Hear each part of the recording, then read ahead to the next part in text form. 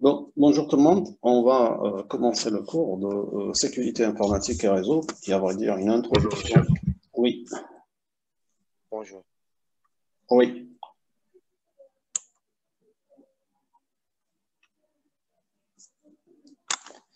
Bon, alors nous commençons le cours, euh, qui est une introduction à la sécurité informatique. Donc, c'est le but ou l'objectif visé par ce cours. Donc, comme tout autre cours, il est organisé en chapitres. Donc, il y a un ensemble de chapitres qui doivent être dispensés. Donc, au nombre de 7. Et c'est un module où il n'y a pas de TD, plutôt il y a TP, donc il est organisé beaucoup plus côté pratique. Donc, c'est pour ça que vous avez des séances de TP. Ce qui vous permettra de mettre en application ce que vous allez apprendre au niveau du cours. Bien entendu, pour combler un peu le cours, je tâcherai de faire de temps en temps, avec les séances de cours, de complémenter avec des exercices, ce qui permettra de mieux comprendre les concepts qui sont dispensés à travers les différents chapitres. Voici des références. Donc, vous avez un certain nombre de références qui sont utilisées, largement utilisées dans la littérature et dans le monde académique. Alors, naturellement, il y a des références de base qui existent, qui sont largement utilisées dans la sécurité. Donc, de plus en plus, il y a des informations qui peuvent être récentes et nouvelles. Comme nous, on étudie principalement l'introduction. Une des références les plus utilisées, c'est celle de Stallings-Williams, qui date de 2002, mais qui représente effectivement tous les concepts de base qui sont utilisés en sécurité. Bien entendu, il y a d'autres nouvelles telles que Solange Arnauty, publiée en 2013, et celle de Gilda Savoine et ECO, faite en 2009. En plus de ça, bien entendu, il y a toujours la ressource Internet qui est intéressante pour voir un peu plus de choses concernant le sujet. Alors, on commencera par l'introduction. Et donc, puisque c'est l'introduction à la sécurité, le premier problème qui va se poser, c'est de définir à chaque fois qu'on étudie des choses nouvelles, la première des choses, c'est de mettre, je dirais, les points sur les définitions et les concepts. C'est important de comprendre les concepts pour aller de l'avant. Et donc, le premier concept qui va s'imposer, c'est la sécurité. Et donc, c'est quoi cette sécurité informatique? Donc, d'une manière générale, c'est l'ensemble des mesures qui permettent d'assurer la protection des biens ou des valeurs. Donc, ça, c'est d'une manière générale quand on parle de sécurité au sens le plus large. Pourquoi? Parce que vous avez la sécurité sanitaire. C'est ce qu'on est en train de vivre depuis plus d'une année avec les mesures de sécurité sanitaire qui existent pour essayer de protéger un peu les vies des êtres humains. Vous avez la sécurité alimentaire qui s'intéresse beaucoup plus.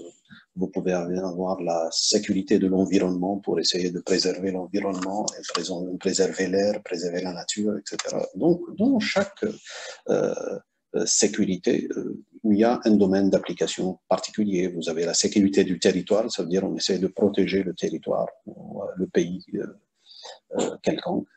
Et nous, ce qui nous intéresse ici, c'est beaucoup plus la sécurité informatique.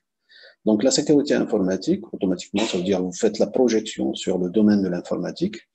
Ben, quels sont les biens qui se trouvent au niveau de l'informatique? Ben, tout simplement, c'est principalement ce qu'on appelle le data. Donc, le data, c'est l'information qui est à protéger. Et bien entendu, ce data qui peut se référer aussi bien à des personnes comme il peut se référer à des informations liées à l'entreprise ou à une structure donnée, etc.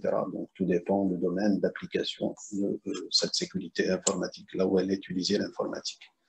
Et donc, dans notre cas, effectivement, qu'est-ce qu'il y a lieu de préserver? Donc, vous avez deux choses. Vous avez le data d'une manière générale, ce qu'on peut appeler les informations.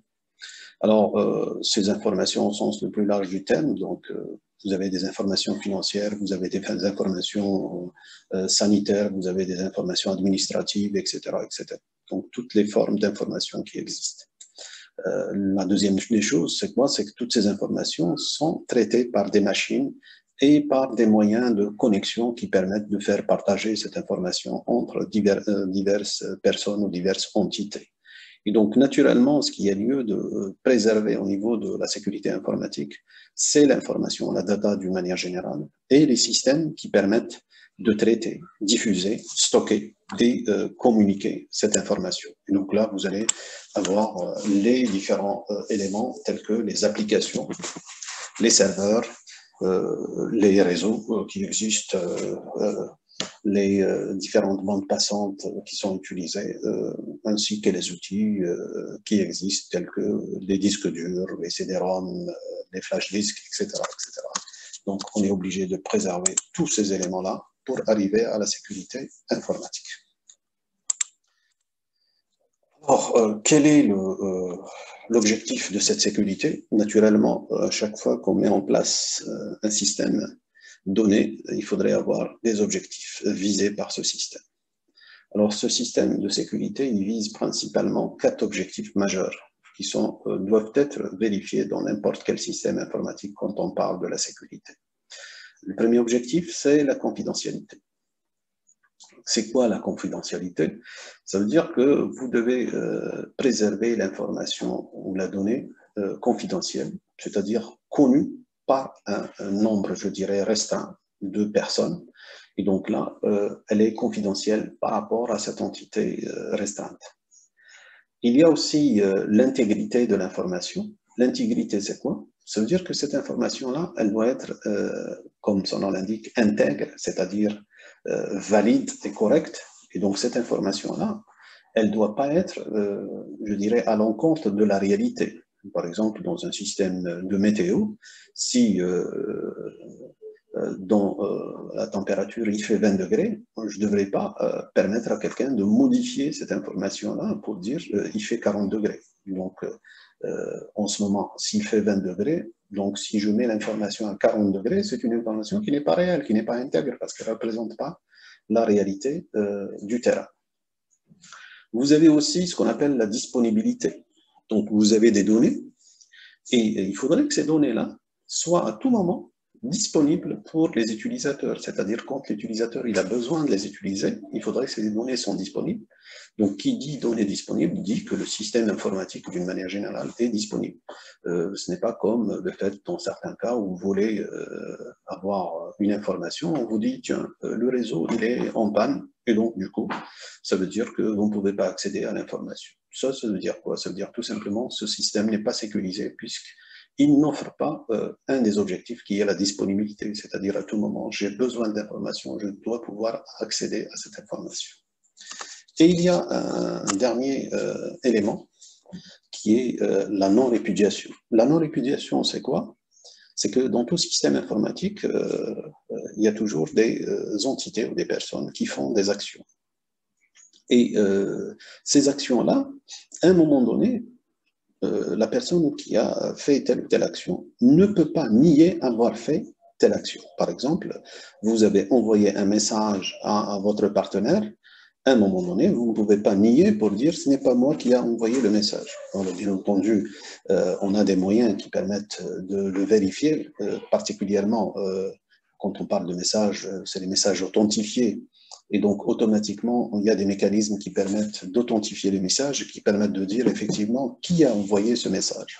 Et donc, automatiquement, le gars qui a envoyé ce message ne pourra jamais dire qu'il n'a pas envoyé ce message. Et donc, ça permettra de régler les problèmes de conflit qui existent, du style, par exemple, si je prends un cas concret de la réalité, prenons par exemple le commerce électronique.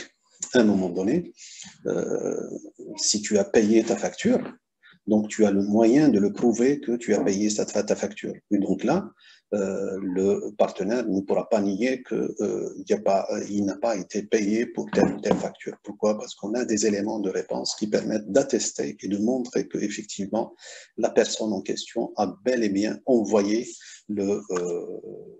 l'argent relatif à une facture et donc a procédé au paiement de la facture. Alors, comment les choses, justement, sont faites? C'est ce que j'ai dit tout à l'heure, c'est qu'il y a des mécanismes d'authentification. Et dans ce mécanisme d'authentification, je vous rappelle qu'on a déjà étudié, quand on a étudié le système d'exploitation. Donc, à tout moment, quand on veut faire n'importe quelle tâche ou quel travail, il y a un préalable qui est fixé par le système d'exploitation pour dire que tu dois ouvrir une session. Or, quand tu ouvres une session, tu es obligé de t'authentifier, c'est-à-dire donner ton login et ton mot de passe.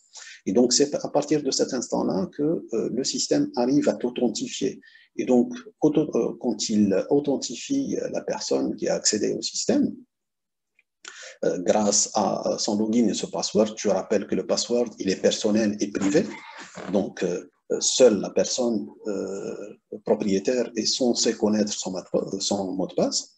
Et automatiquement, dès qu'il se connecte, automatiquement, ça veut dire qu'il a donné son agrément pour dire que c'est moi qui s'est connecté. Et toutes les actions que je vais faire dans ma session, ça reflète de ma responsabilité. Et donc, naturellement, pour le cas particulier, si vous donnez votre mot de passe à quelqu'un d'autre qui va l'utiliser, bien entendu, point de vue système et point de vue juridique, c'est vous qui êtes responsable de toutes les actions qui sont commises, même par une autre personne. Pourquoi? Parce que vous avez pris le risque de donner votre mot de passe à quelqu'un d'autre et automatiquement, vous en êtes pleinement responsable de cette action. Et donc, tout ce que fait la personne à votre place, automatiquement, il va engager votre responsabilité. C'est un peu ce qui se passe de nos jours avec les smartphones. Quand vous donnez votre smartphone à quelqu'un d'autre qui va envoyer des messages, ou il va envoyer des appels, et que ces appels-là peuvent causer, je dirais, des ennuis à d'autres parties, vous êtes responsable de cette action. Un exemple, je dirais, très simple et très banal. Vous donnez votre smartphone à quelqu'un d'autre et cette personne, en voulant, par exemple, juste de s'amuser, il va envoyer un message ou un appel téléphonique à la police en disant qu'il y a une alerte à la bombe. Alors, automatiquement, quand on va vérifier les choses et qu'il s'avère que c'est négatif, vous êtes responsable de cette action. Pourquoi? Parce que l'appel est venu de votre téléphone et on sait que votre téléphone, vous avez signé un engagement dès le départ pour l'usage de votre téléphone et que la puce vous appartient, donc vous êtes responsable de l'usage de votre puce. C'est typiquement la même chose pour les ordinateurs. Vous allez utiliser votre session et donc tout ce que vous faites dans votre session, vous en êtes responsable de toutes les actions liées à votre session. Alors, comment on peut s'en rendre compte à ça? C'est à la suite de cette authentification, c'est que le système d'exploitation, il a ce qu'on appelle un journal d'événements. Et donc, tout ce qui se passe au niveau du système, le système d'exploitation va garder trace. C'est ce qu'on appelle la journalisation des événements. Et donc, dans ce journal, il y a toutes les informations qui nous permettent de dire qui a fait quoi et à quel moment. Et donc, automatiquement, grâce à ces éléments-là, après l'authentification et la journalisation, ce sont des outils et des moyens qui nous permettent je dirais, d'avoir, par exemple, l'objectif de la non-répudiation. Donc, vous ne pouvez pas nier avoir fait cela.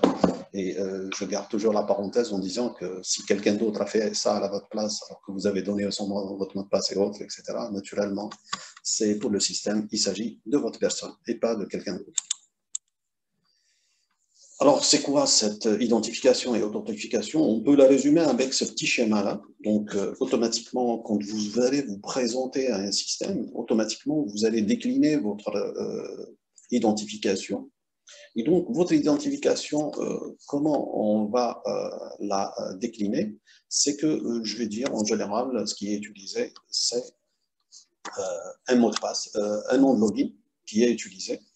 Alors, ce nom de login, ça c'est la forme la plus simple que vous connaissez et c'est ce qu'on a utilisé dans le système d'exploitation. En général, pour pouvoir s'identifier dans un système, il y a plusieurs manières de le faire. En général, ça peut se résumer par ce qu'on appelle what you know, what you have, and what you are. C'est-à-dire que ce que vous connaissez, donc ça c'est le secret. Donc c'est la solution classique qui consiste à présenter un secret, soit un mot de passe, soit un code, etc. Et donc c'est une information secrète que seul le propriétaire peut connaître. On peut avoir aussi what you have, ça c'est un peu ce qui est utilisé avec la technologie actuelle, tout ce qui se trouve avec les cartes à puce. C'est-à-dire qu'à un moment donné, vous avez une carte à puce. Grâce à la carte à puce, vous pouvez accéder à un système, il suffit d'introduire votre carte à puce. Donc le système arrive à vous identifier. Pourquoi? Parce que le porteur de cette carte à puce, il y a des informations liées à ce porteur et donc qui permettent effectivement de l'identifier. Comme ça peut être aussi what you are, c'est-à-dire des éléments qui sont propres à vous, à votre personne. Donc les éléments propres à vous et à votre personne, c'est quoi? C'est principalement tout ce qui est biométrique. Donc vous avez votre empreinte digitale, vous avez la reconnaissance de visage, vous avez la reconnaissance de l'iris, de votre œil, etc. Donc un certain nombre d'aspects, je dirais, physiques qui est lié à votre personne. Et donc, ça vous permettra de vous identifier à ce système. Et bien entendu, souvent, ce qui se passe dans la pratique, c'est que vous avez une combinaison de ces éléments, c'est-à-dire toujours, on utilise une combinaison des éléments. Donc, vous possédez une carte, souvent la carte, on vous donne aussi pour avoir une meilleure protection, on vous donne un code d'utilisation de la carte, c'est-à-dire c'est pas uniquement la carte elle-même. Et donc, automatiquement, à chaque fois, on utilise des éléments qui nous permettent effectivement d'identifier la personne. Une fois que le système vérifie ces informations et s'assure que les informations par rapport à ce qui a été donné au système sont correctes, parce que lui-même, en général, il garde une copie de tous ces éléments-là. Et dans certains cas, il ne garde pas les copies, par exemple, pour tout ce qui est carte à puce. En général, il y a un dialogue qui se fait entre le système et le lecteur de carte à puce. Et par la suite, il y a un algorithme d'authentification qui existe. On arrive à prouver l'identité du porteur de cette carte. Et donc, moralité, ça nous permettra de confirmer l'identité de la personne. Alors, automatiquement, quand vous allez vous identifier au niveau du système, l'étape suivante, c'est quoi? C'est que vous voulez utiliser un certain nombre de ressources de la machine. Donc, ces ressources de la machine, elles sont variées en termes de données, en termes d'application, en termes d'accès à des ressources, du style, j'ai envie d'imprimer un document, ça veut dire que je veux accéder à l'imprimante. Donc, tout dépend des droits d'accès que je possède. Je peux, par la suite, une fois que je suis authentifié et reconnu, il y a ce qu'on appelle les autorisations qui sont préalablement, je dirais, organisées au niveau du système. Rappelez-vous que quand on a étudié le système d'exploitation avec les fichiers, on a pu parler d'un concept des droits d'accès, c'est-à-dire qu'on a affecté à chaque fichier des droits d'accès. Et donc, ces droits d'accès sont répertoriés quelque part sous une forme qu'on appelle les ACL, Access Control List, c'est-à-dire vous avez la liste des accès qui sont autorisés et celles qui ne sont pas, et ceux qui ne sont pas autorisés. Donc, automatiquement, ça vous permettra d'avoir ces autorisations et ces autorisations-là vont définir toutes les permissions au niveau du système d'exploitation et qui permettent de montrer quels sont les utilisateurs, ou parfois on n'est pas obligé de définir un utilisateur, on peut définir un profil d'utilisateur pour dire que tous les gens qui vérifient par exemple, tel qualificatif ou telle, je dirais, qualité, peuvent le faire. Par exemple, dans une entreprise, tu peux dire qu'à un moment donné, tous les responsables de l'entreprise ont accès à un certain nombre d'informations de l'entreprise. Ça, c'est quoi? Ça veut dire que tu n'as pas une seule personne. Tu peux avoir des chefs de service, des chefs de département, des directeurs adjoints, etc. Et donc, toute cette gamme-là, donc en général, ces gens-là sont classés à partir d'une certaine catégorie de classement. Et tu diras, par exemple, tous les gens qui sont classés au-delà d'une certaine catégorie, ils ont tous les accès possibles pour l'ensemble des ressources de l'entreprise. Et donc, de la sorte, ça vous donne de moyens de sécuriser vos ressources et de permettre d'allouer ou d'affecter des droits d'accès à différentes personnes. Alors, cette sécurité-là dont on parle, c'est vrai que quand on parle d'authentification et autres, etc., c'est qu'on vise uniquement l'utilisateur et c'est ce qu'on a déjà vu à travers le système d'exploitation d'une manière implicite, en ayant l'association de droits d'accès par rapport à un utilisateur ou à un groupe d'utilisateurs. Maintenant, cette sécurité, si on veut l'appliquer, à vrai dire, il y a plusieurs domaines où on peut mettre cette sécurité pour avoir quelque chose qui est, je dirais, complémentaire et quelque chose qui est logique dans son application globale. Pourquoi? Parce que si euh, tu appliques la sécurité, mais tu l'appliques à moitié, là, tu risques d'avoir des résultats qui sont complètement à l'encontre de ce que tu attends. Pourquoi? Parce que imagine que si je prends par exemple un exemple simple, c'est que tu prends une maison où tu essaies de sécuriser ta maison et par contre, tu laisses par exemple la porte du jardin qui n'est pas sécurisée. Donc tout un chacun peut ouvrir la porte du jardin et peut accéder à la maison à travers le jardin. Donc ça veut dire que tout ce que tu as fait comme effort pour la sécurisation de ta maison risque de partir en l'air. Pourquoi? Parce que la sécurité, c'est un tout. Donc, dès que tu laisses une partie qui n'est pas sécurisée, elle peut porter atteinte à l'ensemble de la sécurité. Et donc, c'est pour ça que la sécurité a été étudiée et on a vu tous les volets où on peut appliquer la sécurité pour avoir une sécurité complète. Alors, dans la sécurité, il y a ce qu'on appelle la sécurité physique. Donc, la sécurité physique, donc, on avait dit que parmi les biens, il y a les données. Ces données, ils se trouvent où? Ils se trouvent au niveau d'une machine. Et donc là, naturellement, tu es obligé de sécuriser physiquement tes machines. Donc, tu prends une machine, par exemple, un serveur, donc, qui contient beaucoup de choses, un site web, c'est-à-dire un serveur Apache, tu peux avoir un serveur de messagerie, etc., etc. Mais si tu laisses le serveur à la portée de n'importe quel utilisateur, un utilisateur quelqu'un, ce qu'il peut faire, c'est carrément, par exemple, il va s'amuser en appuyant sur le bouton arrêt. Donc, il va mettre à l'arrêt le serveur. Bah, automatiquement, toute ta sécurité, elle devient out. Pourquoi? Parce que dès qu'il met à l'arrêt votre serveur, tu vas avoir un problème de l'objectif de disponibilité qui ne sera plus vérifié. Parce que les gens, quand ils veulent accéder au serveur, ils vont trouver le serveur hors service. Et donc, ils ne peuvent pas accéder à l'information qui est contenue dans le serveur. Et donc, ça, c'est pour montrer l'aspect de la sécurité qui peut être dans le cadre de la sécurité physique. Tu peux avoir aussi dans le cadre de l'exploitation, c'est-à-dire comment exploiter ton système. Et là, ça nous fait revenir un peu ce qu'on a vu déjà dans le système d'exploitation, c'est-à-dire ces aspects d'administration, tels que, par exemple, les plans de sauvegarde, tels que, par exemple, la mise à jour des logiciels, l'installation d'un nouveau logiciel. Donc, automatiquement, là aussi, il risque d'avoir des problèmes.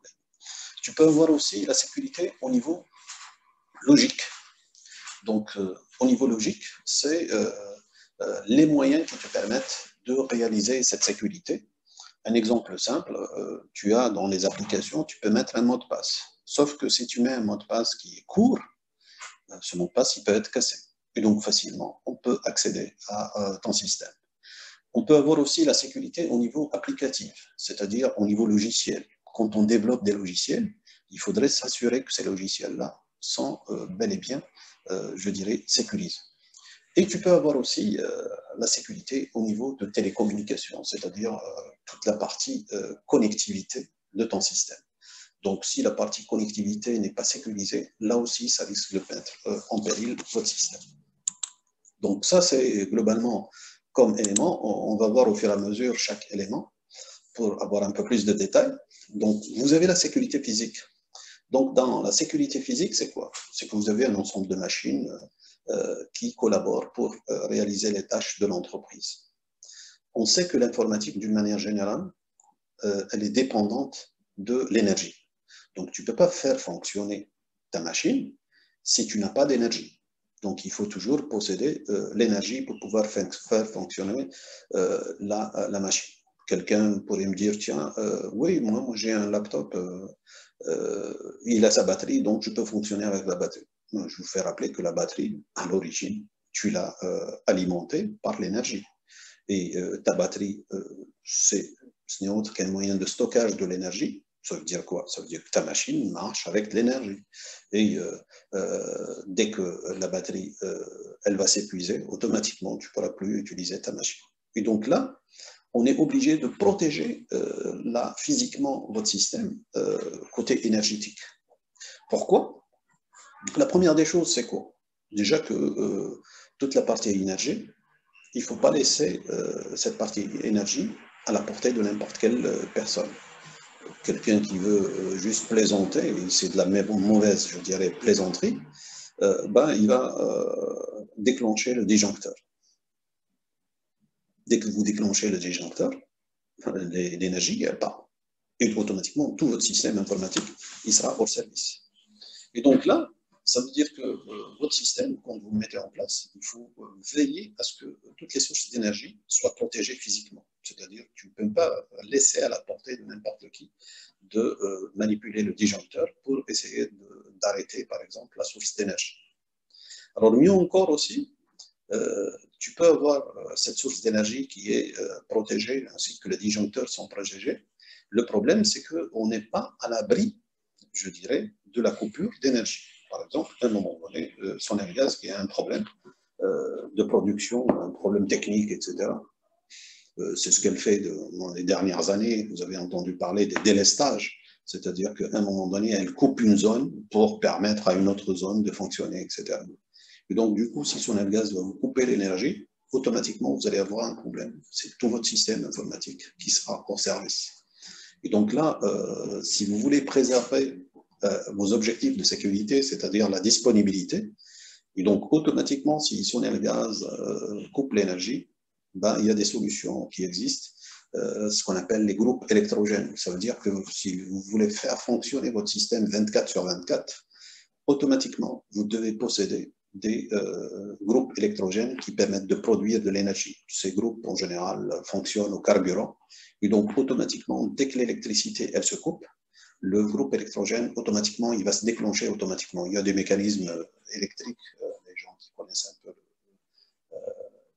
le fonctionnement des machines électriques, qu'on connaisse ce genre de choses. Ça veut dire que la machine, elle a deux sources d'énergie. Dès qu'une source se coupe, automatiquement, la deuxième source, elle va prendre le relais. Et ça, cette solution, c'est telle qui est appliquée, par exemple, dans la santé. Vous savez que dans la santé, il y a des gens qui font des opérations chirurgicales.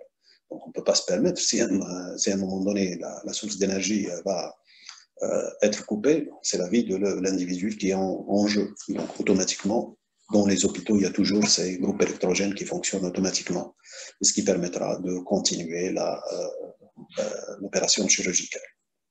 Et donc ça veut dire quoi? Ça veut dire que votre sécurité physique, elle va s'occuper de cette partie-là d'énergie. Moralité, ça veut dire qu'on veut assurer la disponibilité. Automatiquement, on doit assurer automatiquement la disponibilité d'énergie. Et ça veut dire quoi? Ça veut dire que cette source d'énergie, elle doit avoir une substitution, c'est-à-dire qu'à un moment donné, si la première source saute, la deuxième, elle doit être capable de reprendre, je dirais, la place et de fournir en permanence l'énergie. Tu peux avoir aussi un autre problème aussi lié à ton système que tu prosotes, parce que là, on parle de sécurité physique, donc physiquement, c'est la source d'énergie. Le deuxième aspect, c'est quoi? C'est protection de l'environnement. Pourquoi? Parce qu'à un moment donné, c'est que tu peux avoir des accidents qui peuvent arriver, tels que, par exemple, l'incendie. Tu peux avoir la température qui peut être élevée. Tu peux avoir aussi l'humidité qui peut être élevée. Tu peux avoir aussi la poussière aussi, qui peut jouer un très mauvais rôle aussi à votre système. Tu sais que s'il y a beaucoup de poussière, c'est que le disque dur peut cramer facilement. Pourquoi? Parce que dès qu'il y a les grains de la poussière, et vous avez la tête de lecture-écriture qui tape sur le disque, s'il y a des grains, elle risque d'abîmer cette tête et d'abîmer même la surface du disque. Donc, automatiquement, il faut prévoir, quand vous mettez une salle de machines, telles que les salles de serveurs et les salles Maintenant, on a même des nouveaux trucs. Vous avez certainement entendu parler de data center.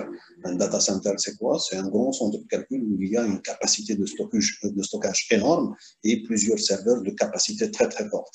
Et donc là, ça veut dire que quand on conçoit le site, on doit veiller à protéger le site, par exemple, de la poussière pour avoir des fenêtres qui sont plus ou moins et des ouvertures qui sont hermétiques.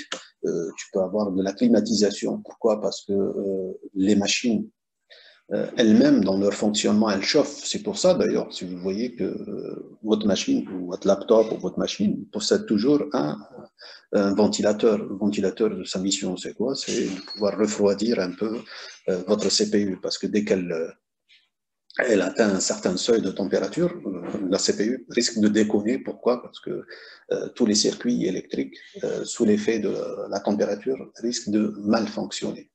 Et de la même manière aussi, tu peux avoir les éléments d'incendie, ça veut dire que lors de la conception des salles, machines et autres, etc., il faut veiller à utiliser des matériaux qui sont non inflammables, c'est-à-dire c'est des matériaux qui ne brûlent pas rapidement, parce que s'il y a un incendie, ça veut dire tout risque de brûler, tout risque de partir en l'air.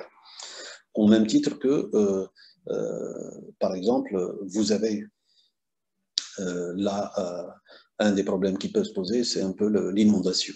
Donc, il ne faut jamais trouver des machines et des serveurs qui sont mis à terre. Pourquoi? Parce que dès qu'il y a une petite, je dirais, inondation d'eau, toute votre machine qui risque de partir à côté. Donc, en général, souvent, vous trouvez ces systèmes-là qui sont posés sur ce qu'on appelle de faux planchers. Donc, les faux planchers, ils ont un double impact. La première, c'est quoi? C'est d'éviter le problème d'inondation. Le deuxième problème, c'est quoi? C'est que si vous êtes dans une zone sismique, c'est-à-dire il y a des tremblements de terre, là aussi, les tremblements de terre risquent de poser problème aux machines et aux disques. Donc, ce faux plancher va amortir, je dirais, les vibrations qui puissent exister au niveau de votre site qui contient votre système informatique. Alors, aussi, parmi les protections physiques aussi, on doit protéger physiquement les équipements. Tel que je l'ai dit tout à l'heure, ne laissez pas les équipements à la portée de n'importe qui. Ça veut dire qu'en général, les équipements souvent sont mis dans une salle où l'accès est réglementé et souvent on utilise même des cartes à puce. Seul l'administrateur et les gens qui travaillent avec lui peuvent accéder à cette salle. Pourquoi? Parce que eux, ils sont responsables du fonctionnement de ces machines-là. Parce que j'ai donné l'exemple tout à l'heure, quelqu'un peut s'amuser juste pour appuyer sur le bouton arrêt, donc il va arrêter votre serveur et donc automatiquement tout le système qui va s'écrouler. Et bien entendu, de la même manière que par exemple, vous avez un réseau, en général avec le réseau, vous avez ce qu'on appelle l'armoire de brassage.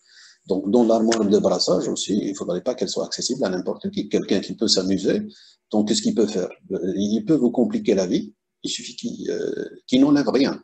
Il prend juste un ou deux câbles et il va leur changer de position. Donc, tout a été configuré au départ sur une certaine base. Donc, vous changez ces câbles-là, ça veut dire que vous allez mettre complètement out la configuration initiale qui a été faite par le réseau. Et donc, du coup, on a besoin d'assurer ce qu'on appelle cette sécurité physique au niveau de votre réseau. Alors, ensuite, il y a la sécurité d'exploitation. Donc, c'est quoi la sécurité d'exploitation? C'est un peu les aspects d'administration qu'on a vu dans le système d'exploitation. Donc, il doit y avoir un plan de sauvegarde automatique. Pourquoi? Parce que dès qu'il y a un problème de perte de données, automatiquement, on arrive à récupérer la donnée valide qui est la plus récente. Vous pouvez avoir aussi un plan de secours, c'est-à-dire que quand il y a un problème qui est posé, comment on arrive à redémarrer le système avec le moins de dégâts possible. Ce qui permet automatiquement de mettre en place ce qu'on appelle le plan de continuité, c'est-à-dire comment assurer la continuité de service. Parmi les techniques qui existent, vous avez toujours, je suppose que vous avez entendu parler quand vous avez étudié le module qui est lié au système d'exploitation serveur, Donc, en général, la technique qui est faite, c'est la technique de ce qu'on appelle de redondance. Vous avez un serveur et ce serveur qui risque d'avoir un problème. En général, ce qui se passe, on a une possibilité qui permet de faire le basculement vers le serveur secondaire et donc ce qui permettra d'assurer la continuité de ton service. Et bien entendu, il y a des plans de test, c'est-à-dire que l'administrateur, avant d'installer une application, il faudrait qu'il la teste, ce qui permettra de voir vraiment le fonctionnement de cette application pour qu'elle soit utilisable par l'ensemble des utilisateurs. Au même titre que quand il y a les mises à jour des différentes applications, donc il doit être au courant et de voir quelles sont les mises à jour, quelles sont les portées de ces mises à jour. Et bien entendu, il doit être là pour suivre tous les incidents qui puissent arriver pour pouvoir les prendre en charge et corriger éventuellement le problème qui est posé par l'incident. Alors, il y a aussi la sécurité logique. Donc, la sécurité logique, c'est quoi? C'est par rapport au logiciel. Donc, chaque logiciel, en général, a ses propres mots de passe. C'est à la différence de la session. Donc, dans la session, c'est une chose, mais dans les applications, vous pouvez avoir un deuxième degré d'authentification qui est fait au niveau applicatif. Et donc, cette gestion, on devrait avoir une gestion, je dirais, un peu plus appropriée par rapport à ces applications, en choisissant des règles sur les mots de passe assez appropriées et d'avoir un mécanisme qui permet lui-même de sauvegarder les données de cette application et même d'utiliser des antivirus qui permettent de voir à tout moment si notre système a été infecté pour éviter le problème par la suite. Donc, on continue le cours. Donc, on s'est arrêté à ce niveau-là de sécurité logique. Le point suivant, ça va être la sécurité applicative. Bon, ça, c'est la sécurité applicative, c'est tout ce qui concerne le software engineering, c'est-à-dire tout le développement des applications informatiques. Donc, je suppose pour les gens qui ont déjà eu des informations ou vu des modules de génie logiciel, on en parle justement des méthodologies de développement de logiciels. Et donc, il faudrait que ces logiciels ne comportent pas de bugs et c'est des logiciels qui sont plus ou moins sécurisés et qui ont subi un ensemble de tests pour arriver à une forme, je dirais, stable du logiciel. C'est ce qui existe en général. Vous entendez parler de la version bêta et ensuite on essaie de corriger des bugs et corriger des éléments, ce qui nous permettra de faire avancer les choses et d'arriver à des versions relativement stables de logiciels.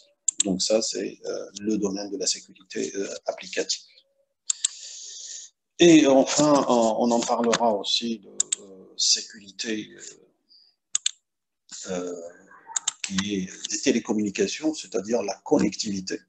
Donc, il faudrait que la connectivité soit fiable parce que si à un moment donné, votre routeur ou votre switch ou votre hub qui ne fonctionne pas correctement, ça veut dire que tout simplement, il risque d'avoir des problèmes pour les utilisateurs du système. Et du coup, ils ne vont pas bénéficier des données et des applications qui existent au niveau de votre système. Et donc là, on est obligé de tenir compte de cette partie télécommunication pour s'assurer que physiquement, vous avez un routeur qui fonctionne bien, c'est-à-dire qu'il a des inputs et des outputs normalisés, tels que prévus par les caractéristiques, au même titre que vous avez des câbles, on s'assure que les câbles ne sont pas sciés, par exemple, il suffit qu'un câble au milieu qui est coupé et autres, etc., vous n'allez pas assurer la connectivité. Et donc, du coup, on parle de connectivité de bout en bout, c'est-à-dire qu'on est capable d'assurer la connexion à tous les organes de votre système, et y compris tous les utilisateurs de votre système.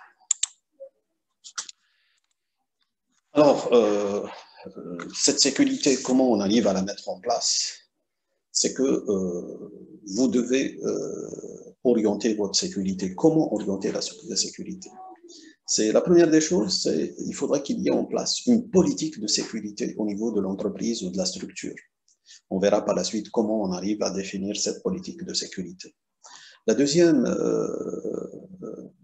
je dirais, facette qui doit être utilisée, c'est que vous êtes obligé de motiver votre personnel et de l'autre côté aussi de former votre personnel. Parce que si vous avez un personnel qui n'est pas formé, automatiquement, ce personnel risque de faire beaucoup d'erreurs et beaucoup de bêtises concernant le système et qui vont mettre en péril toute la sécurité de votre système. Comme on dit en français, l'ignorance est mère de tous les maux. C'est-à-dire que si quelqu'un est ignorant, il ne connaît pas, il peut faire beaucoup de choses qui peuvent nuire à l'entreprise d'une manière générale. Et bien entendu, ça ne suffit pas. Automatiquement, si vous voulez mener à bien votre sécurité, vous êtes obligé d'utiliser des outils et de la technologie liée à la sécurité. Je m'explique. Vous pouvez avoir maintenant des routeurs ou des switches qui contiennent eux-mêmes des systèmes de détection d'intrusion ou bien des systèmes de prévention d'intrusion. Ils sont connus sous l'acronyme IDS ou bien IPS. Donc là, la technologie, elle a évolué. Maintenant, quand vous achetez un routeur, ce n'est plus un routeur, parce que le routeur, c'est quoi sa mission? C'est de router les paquets et de choisir le chemin le plus adéquat pour faire parvenir l'information d'un endroit A à un endroit B. Maintenant, on les a dotés un peu plus d'intelligence pour qu'ils puissent détecter, par exemple, les paquets qui posent problème et les paquets qui sont dangereux pour votre système. Donc là, automatiquement, c'est un truc complémentaire à la politique de sécurité pour essayer de la préserver. Deuxième élément aussi, vous avez ce qu'on appelle l'importance juridique. Alors, automatiquement, cette importance juridique, elle devient vitale de plus en plus. Pourquoi? Parce que quand vous utilisez un système informatique, vous êtes obligé de connaître le volet juridique.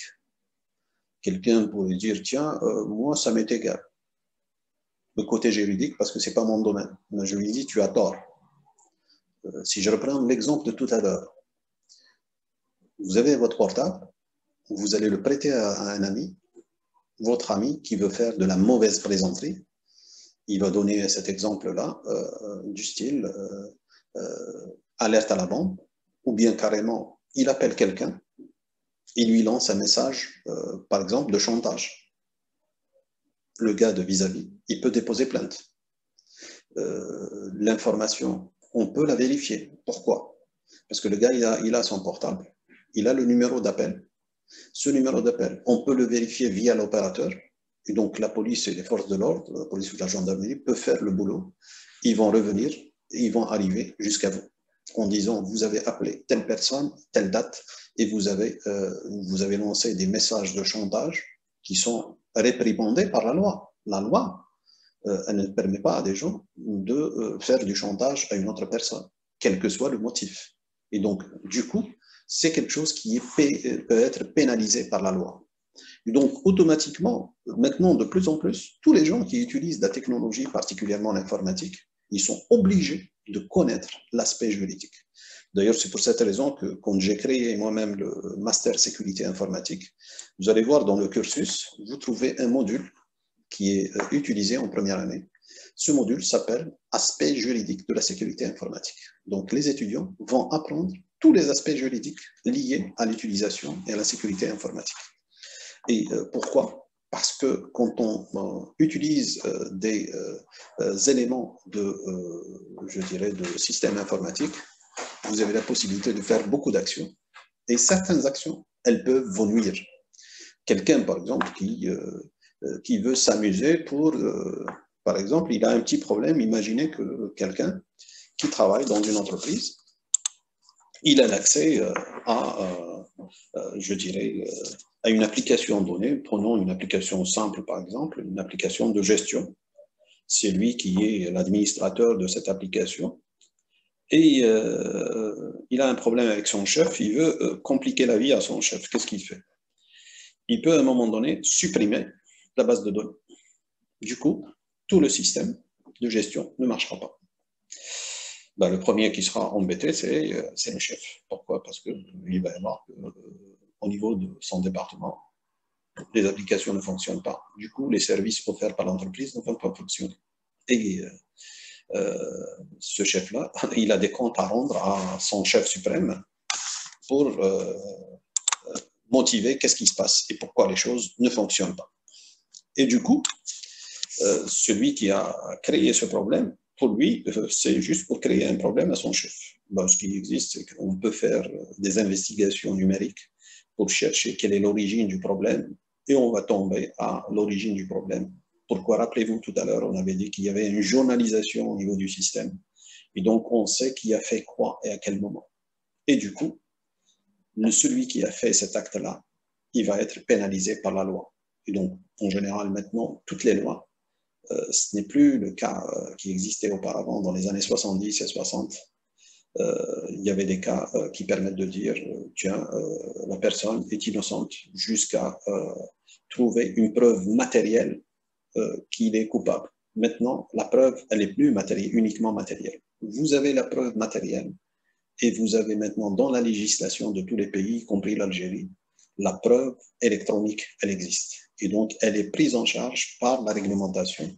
Et automatiquement, vous êtes sanctionné si on trouve une preuve électronique qui va engager votre responsabilité. Et donc là, ça veut dire qu'il faut former les gens et il faut aussi leur montrer toutes les responsabilités juridiques qui sont liées à leurs tâches. Et en dernier lieu, ce qu'on peut faire, c'est souvent ce qu'on appelle de l'éthique. L'éthique, c'est quelque chose qui est beaucoup plus moral. Donc, on essaie de faire de la morale à tous le personnel. Alors, cette morale, en général, on essaie de la mettre sous forme de ce qu'on appelle une charte. La charte, c'est quoi? C'est pas la loi. Mais c'est, à vrai dire, quelque chose qui est beaucoup plus moral, qui tourne par rapport à l'usage de l'ensemble de votre système informatique. Un exemple simple, vous avez un système informatique, vous avez des accès Internet, de la messagerie. Vous, en tant qu'employé, vous êtes payé pour faire des tâches liées à l'entreprise. Il ne faudrait pas que vous allez vous amuser, par exemple, à passer votre temps à naviguer sur Internet, à voir des films sur Internet, à envoyer des messages personnels pour régler vos propres problèmes personnels ou les problèmes de vos parents, etc. Donc, à travers la charte, on doit décrire tous ces aspects-là pour dire, tiens, attention, il ne faudrait pas utiliser tout le matériel informatique pour les besoins personnels. Et donc là, c'est par des règles qui sont très simples. On peut avoir aussi des éléments pour dire aux gens d'être sensibilisés.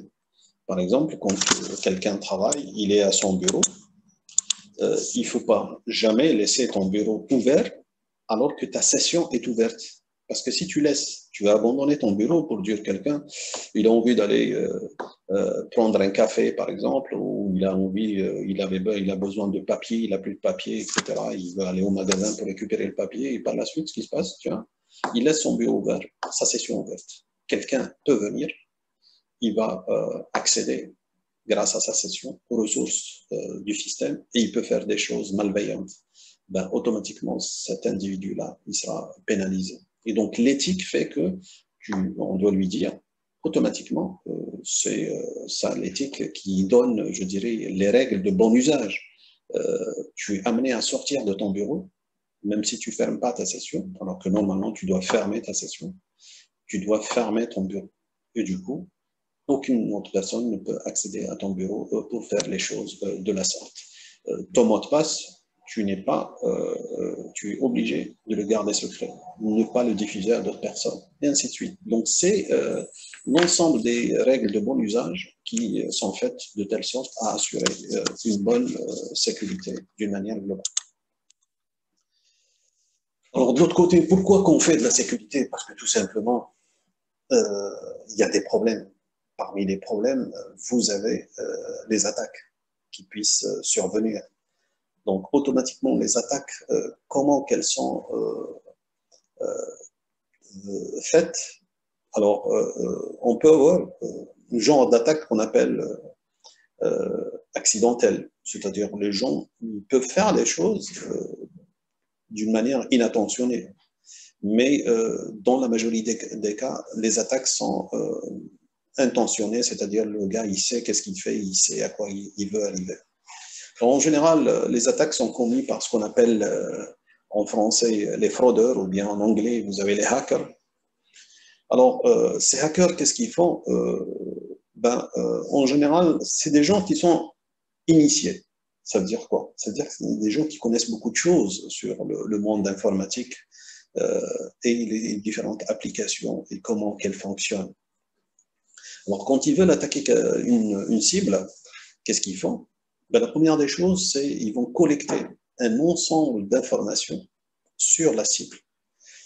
Il faut savoir que sur la cible, quel est le système d'exploitation qu'il utilise, quelles sont les applications qu'il utilise, quels sont les ports de communication qu'il est en train d'utiliser, etc. Donc ça, il y a des outils qui permettent de le faire, c'est les sniffers qui permettent de sniffer, c'est-à-dire de voir et ressentir le système pour savoir ce qui est fait dans la cible. Alors naturellement, vous savez que concernant les machines, vous avez certainement entendu parler des mises à jour, par exemple, de Microsoft, Windows. Pourquoi ces mises à jour sont faites?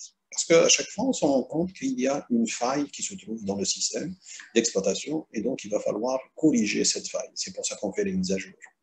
Et donc le fraudeur, qu'est-ce qu'il fait? Il va voir quel est le type de système d'exploitation.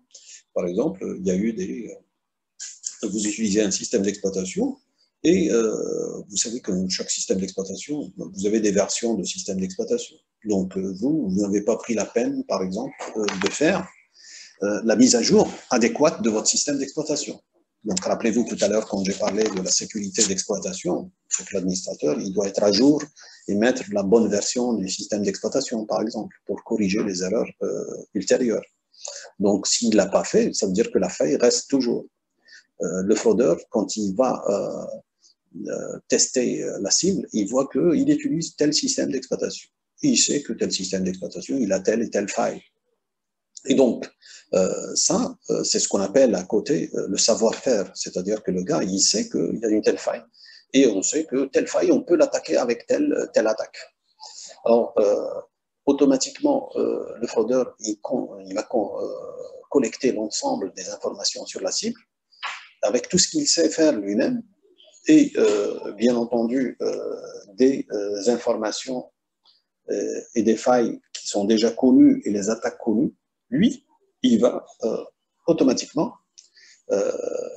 connecter, je dirais, collecter un certain nombre d'informations et en fonction de la cible, il va concocter une attaque en fonction des informations et des connaissances qu'il connaît sur la cible.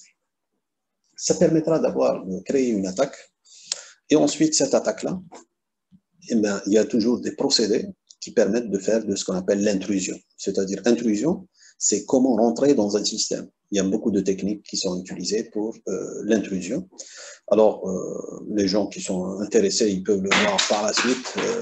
Si on prend le côté sécurité, c'est des choses qui sont étudiées dans le master sécurité. Là, on est en train de faire uniquement l'introduction et on n'aborde pas ces aspects-là. Donc, l'intrusion, c'est cette capacité de pouvoir s'infiltrer, s'introduire dans le système. Et bien entendu, dès qu'on introduit dans le système, ce qui va poser un problème qui peut être un problème de disponibilité, qui peut être un problème de confidentialité, qui peut être un problème d'intégrité. Donc, on peut faire plein de choses sur le système. Et de plus en plus, ces fraudeurs ou ces hackers, ils ont acquis une certaine maîtrise de la chose. C'est que quand ils rentrent, ils vont faire plein de dégâts. Et par la suite, il y a des problèmes de ce qu'on appelle de journalisation du système et autres, etc. C'est qu'ils sont capables même de neutraliser cette journalisation. Et du coup, ça veut dire qu'ils vont effacer les traces d'attaque. Et ce qui donnera beaucoup de problèmes à la cible, particulièrement si c'est des entreprises, ça va poser de gros problèmes. Et automatiquement, ça va induire par la suite ce qu'on appelle des pertes directes et des pertes indirectes à l'entreprise. Imaginez-vous qu'il y a une banque qui a été attaquée et qu'il y a eu des dégâts au niveau des comptes des gens, des clients de la banque. Ben, quand les gens vont savoir que cette banque a été attaquée, un réflexe automatiquement des gens, il va te dire, dorénavant, je ne vais plus utiliser cette banque. Je vais prendre mon argent et le mettre dans une banque plus sécurisée. Pourquoi? Parce que là, il va y avoir des problèmes, il va y avoir des pertes, etc. Automatiquement, les gens vont quitter la banque et là, ça va poser de gros ennuis à la banque qui a été attaquée. Et donc ça, c'est pour vous montrer la sécurité, quel est son enjeu et pourquoi qu'on met en place la sécurité. Pourquoi? Parce que si on n'est pas sécurisé automatiquement, on risque d'avoir des pertes énormes par la suite. Et donc, au niveau des attaques, il y a une classification d'attaques dont, en général, vous avez ce qu'on appelle les attaques passives et les attaques actives. Donc, les attaques passives, c'est quoi? C'est beaucoup plus, c'est des attaques qui concernent la confidentialité. Ça veut dire quoi? Ça veut dire que le hacker, il va vous attaquer, mais il sera difficile de vous rendre compte de cette attaque. Pourquoi? Parce que lui, il va essayer beaucoup plus de savoir quelles sont les données que vous manipulez, quels sont les gens avec qui vous collaborez, vous communiquez, quelles sont les informations que vous envoyez, les informations que vous recevez, etc. Et donc, si votre système n'est pas sécurisé, lui, il va prendre connaissance des informations. Parmi les informations, vous avez des informations secrètes. Et donc, c'est uniquement un certain nombre de personnes qui connaissent la sécurité, ces données-là qui sont sensibles à une entreprise. Donc, si un adversaire connaît cette information, il peut porter atteinte à cette entreprise. Et donc là, dans ces attaques-là, on parle beaucoup plus de problèmes de confidentialité, parce que le système, il va rester tel qu'il est, c'est-à-dire il va fonctionner le plus normalement du monde. Sauf que dans son fonctionnement, on a pu accéder à des informations qui sont sensibles à l'entreprise, et donc là, ça veut dire qu'on a touché au problème de la confidentialité. La deuxième catégorie, je dirais, d'attaques, c'est les attaques actives. Donc les attaques actives, elles sont plus vulnérables, et leur action, elle est visible. Donc, pourquoi? Parce que ça va attaquer le système, ça va prendre, par exemple, la modification des informations. Et donc, ça va toucher l'intégrité. Donc, automatiquement, les informations sont plus intègres. Donc, vous allez voir que, par exemple, les informations, si je prends l'exemple tout à l'heure, c'est la banque qui a été attaquée. On peut faire quelque chose du style gonfler les soldes des clients. C'est-à-dire que des clients qui avaient, par exemple, 100 000 dinars dans le compte, vous allez mettre, par exemple, 1 million de dinars. La banque risque de faire faillite par la suite parce que chaque élément, si on va rajouter des euros au niveau de son compte, ça, automatiquement, ça portera préjudice à la banque. On peut avoir aussi le problème qui se pose, c'est un problème d'attaque qui fait que par la suite, tous les paquets qui vont arriver à votre système, on va les détruire. Et donc, automatiquement, ça veut dire quoi? Ça veut dire que les gens, quand ils veulent accéder de l'extérieur vers de la banque, ils ne pourront jamais le faire. Et donc là, on a ce qu'on appelle un mécanisme d'interruption du flux qui vient de l'extérieur. Et donc, automatiquement, ça va poser le problème. Donc, ça va isoler votre système par rapport à son monde extérieur. Et là aussi, la banque, les gens ne peuvent plus communiquer avec la banque, ça va poser un problème parce que la banque, elle évolue dans un système communicant, puisque il y a des fournisseurs, il y a des clients, etc. Et donc, tout ça, on est obligé d'être en contact avec eux. Comme ça peut mettre votre système out, c'est ce qui existe, par exemple, vous prenez, par exemple, un site web qui existe, etc., et on prend la peine de modifier complètement le site web. Vous allez être surpris, par exemple, en se connectant, en ayant la fameuse, je dirais, la fameuse erreur 404 pour dire page non trouvée. Tu es en train de chercher une page web et elle ne se trouve plus. Pourquoi? Parce qu'on a pris la peine à un moment donné de changer son adresse IP, etc. Et donc de la délocaliser. Et donc automatiquement, personne ne peut accéder à ça. Donc ce qu'on appelle le déni de service qu'on se trouve en face. Et donc ça, c'est pour résumer le besoin de la sécurité, parce qu'il y a de l'autre côté un risque de perte, un risque d'attaque. Et donc automatiquement, pour sécuriser, on est obligé de comprendre de quoi s'agit-il et quelles sont les menaces auxquelles on est confronté pour pouvoir sécuriser notre système. Alors, on y arrive à la politique de sécurité, puisqu'on avait dit que pour essayer de se protéger, il faut mettre en place une politique de sécurité. Alors, pour définir cette politique de sécurité, ça veut dire que quoi? Ça veut dire qu'à tout moment, vous êtes obligé de définir quelles sont l'ensemble des règles pour des actions autorisées et non autorisées. Ça veut dire que vous êtes obligé de comprendre tout le fonctionnement de votre système et de dire pour les actions, quelles sont les actions autorisées et par qui, pour qui elles sont autorisées et quelles sont les actions qui ne sont pas autorisées. Alors, pour arriver à ça, on est obligé de passer par un ensemble d'étapes. La première étape, c'est quoi? C'est d'identifier les besoins. Ça veut dire que quels sont les besoins de sécurité au niveau de l'entreprise. Par exemple, tout à l'heure, j'ai donné l'exemple de la maison. Vous avez une maison, vous voulez la sécuriser, ça veut dire que vous avez les accès à cette maison. Automatiquement, les accès à cette maison, il faudrait automatiquement les protéger. C'est pour ça que vous voyez dans n'importe quelle maison, vous avez des portes avec des clés. Donc, automatiquement, vous pouvez fermer votre maison à travers les accès.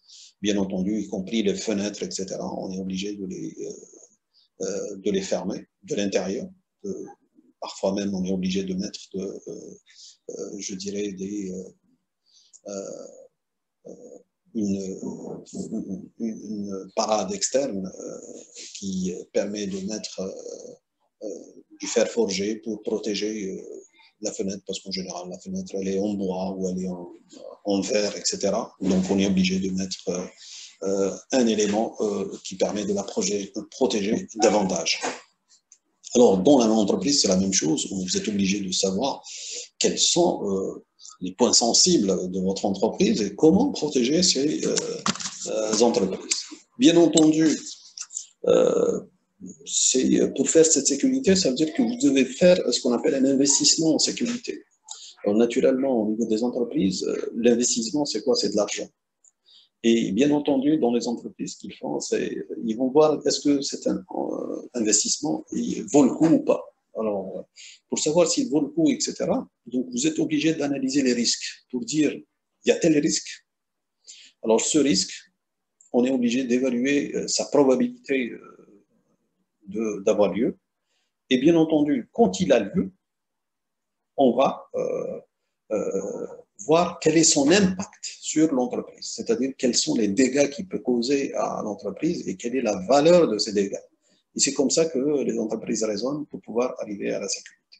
Une fois que c'est fait, on peut définir les différentes actions qui permettent de dire qu'est-ce qui est autorisé et qu'est-ce qui n'est pas autorisé. Alors, pour clarifier encore davantage, en plus de détails, donc le premier point qui était l'identification des besoins. Donc, automatiquement, on va définir pour les personnes et les fonctions, c'est-à-dire quels sont vos personnels et quelle est la fonction de chaque personnel. Et bien entendu, chaque personne, il a une certaine, je dirais, sensibilité au niveau de l'entreprise. Donc, on va mesurer un peu la fonctionnalité de chacun et quel est son impact sur l'entreprise. On va aussi voir côté matériel, quels sont tous les serveurs qui existent, tous les switches, toutes les applications, etc. pour voir chacun quelle est sa contribution et si chacun d'eux va être attaqué ou bien va être en panne, etc., quel est l'impact sur l'entreprise. On va voir aussi un des éléments qui est utilisé pour voir les besoins de sécurité. On va voir la cartographie du réseau, c'est-à-dire votre plan d'adressage, la segmentation qui est utilisée, etc. Donc, topologie physique, topologie logique, etc. Donc, comment les choses sont faites, si vous avez de la virtualisation, comment elle est faite, etc. À travers ça, on peut voir par la suite quel est je dirais, le risque qui existe. Donc, si vous voyez pour un ensemble de personnes et d'organes qui sont situés dans un segment qui ne peut jamais accéder à l'autre segment, donc là, on voit que le risque qui vient de ce côté-là, il est quasiment nul. Pourquoi? Parce que impossible de pouvoir se connecter d'un point à un autre où il n'y a pas de connectivité directe. Alors, on peut avoir aussi le problème des domaines qui sont utilisés, c'est-à-dire je parle du domaine point de vue informatique, vous avez les noms de domaines qui sont utilisés pour l'entreprise. Et bien entendu, ce qui va avec, c'est l'infrastructure réseau qui existe, quels sont tous les éléments et quelles sont les failles de chacun d'entre eux et quels sont les risques liés à ces éléments. Et bien entendu, pour terminer, l'entreprise en général manipule de la data. Quelle est cette donnée qui est sensible? Donc, on doit classer un peu les données pour dire quelles sont les données qui sont sensibles, les données qui ne sont pas sensibles, les données qui sont privées, qui sont publiques, etc. Et donc, toute cette analyse fait ressortir, je dirais, toutes les possibilités et les risques de sécurité qui existent. Et à partir de là, on a cette liste. Donc, on va avoir toute la liste des risques potentiels qui existent. Et bien entendu, on va estimer la probabilité des risques. Donc, pour dire tel risque, il est improbable, c'est-à-dire qu'il a un pourcentage de 0,0001% d'exister. Bon, en général, au niveau de l'entreprise, quand on voit quelque chose qui est comme ça, on ne va pas investir sur la sécurité. Pourquoi? Parce que l'événement, il est quasiment rare et presque inexistant. Et ensuite, on voit, selon la teneur de ce risque, si le risque il est, je dirais, de probabilité haute, ça veut dire qu'il y a de fortes chances que ce risque puisse exister. Là, on est obligé de prendre en charge ce risque pour pouvoir le prendre en charge et mettre ce qu'il faut comme moyen de sécurité pour arriver à les sécuriser. Bien entendu, pour tous ces éléments-là, à chaque fois, on avait dit pour l'entreprise, on doit voir quel est l'impact de cet élément. C'est-à-dire que si un élément il va être, par exemple, faible,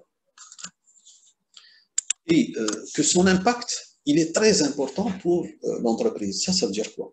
Ça veut dire que si tu as 10% que le risque arrive, et que quand il arrive, il va mettre à genoux toute l'entreprise, là, vous êtes obligé de tenir compte de cet élément-là. Pourquoi? Parce que son impact, il est très important. Et donc là, ça risque de mettre en péril toute l'entreprise. Et du coup, vous êtes obligé de prendre en charge ce risque-là. Et donc là, c'est cette analyse qui est faite en général par des experts, aussi bien en informatique que des experts en finance, donc qui permettra effectivement de voir l'impact des risques sur l'entreprise et voir là où il faut investir et là où il ne faut pas investir. Alors, ces définitions de règles, par la suite, quand on voit un truc, ça veut dire qu'on doit définir les règles pour dire voici ce qui est toléré, voici ce qui n'est pas toléré. Pourquoi? Ça, c'est pour minimiser l'impact du risque et éviter que le risque puisse avoir lieu dans l'entreprise. En plus de ça, vous avez les procédures, ce que j'avais dit tout à l'heure. Ça veut dire que vous devez définir une charte informatique qui existe. En général, quand vous avez un employé qui est recruté, vous devez lui faire signer la charte de l'entreprise pour qu'il respecte un peu la sécurité au niveau de l'entreprise. C'est ce qui existe actuellement au niveau de l'université. Vous avez la charte de l'étudiant. Ça, c'est pour avoir la bonne conduite au niveau de l'université, pour éviter de commettre un certain nombre d'actions qui peuvent être pénalisantes pour l'étudiant. C'est typiquement la même chose pour la politique de sécurité. Vous faites signer une charte à vos employés, et ce qui permettra effectivement de avoir ce qu'on appelle les règles de bonne conduite. Alors, quelles sont je dirais, les méthodes pratiques qui ont vu le jour? Donc, vous avez une des anciennes méthodes qui s'appelle Marion. Il y a aussi la méthode Mehari, mais dans un passé récent, les choses ont évolué autrement. Donc, c'est beaucoup plus, vous entendez parler de la norme ISO. Donc, parmi les nombres de sécurité ISO, vous avez la norme 27000 avec toutes ses variantes. Donc, ces variantes, vous avez le 27001, 27002, 27004, 27005, 27035 et 27037. À vrai dire, ce sont toutes les normes ici qui contribuent à la gestion de la sécurité informatique. Et donc, vous avez tous les moyens qui vous permettent parce que la sécurité, ça se gère. Donc, ici, il faut comprendre que maintenant, dans toutes les entreprises, vous avez un responsable de la sécurité. Donc, en général, il s'appelle le RSSI, le responsable de sécurité des systèmes informatiques. Donc, c'est lui qui a la lourde tâche de gérer cette sécurité informatique au niveau de toute l'entreprise. Bien entendu, il est assisté par d'autres personnes qui permettent de mettre en application la politique de sécurité. C'est lui qui définit la politique de sécurité avec les dirigeants de l'entreprise et c'est lui qui veille à l'application de cette mesure de sécurité. Et donc, à travers ces normes ISO, on a tous les aspects de la sécurité, comment gérer cette sécurité, comment mettre en place cette sécurité, quelles sont les règles de bonne conduite, quelles sont les mesures à prendre en cas d'incident, etc. Et vous pouvez avoir même, j'avais dit à un moment donné, que quand il y a un problème, on peut remonter jusqu'à la source. Ça, c'est maintenant une spécialité à part elle-même qui s'appelle le forensics. Le forensics, c'est quoi? C'est l'investigation numérique. Ça veut dire qu'on peut faire de l'investigation numérique pour chercher l'information au niveau du système et on peut monter jusqu'à la personne qui a commis l'acte en question.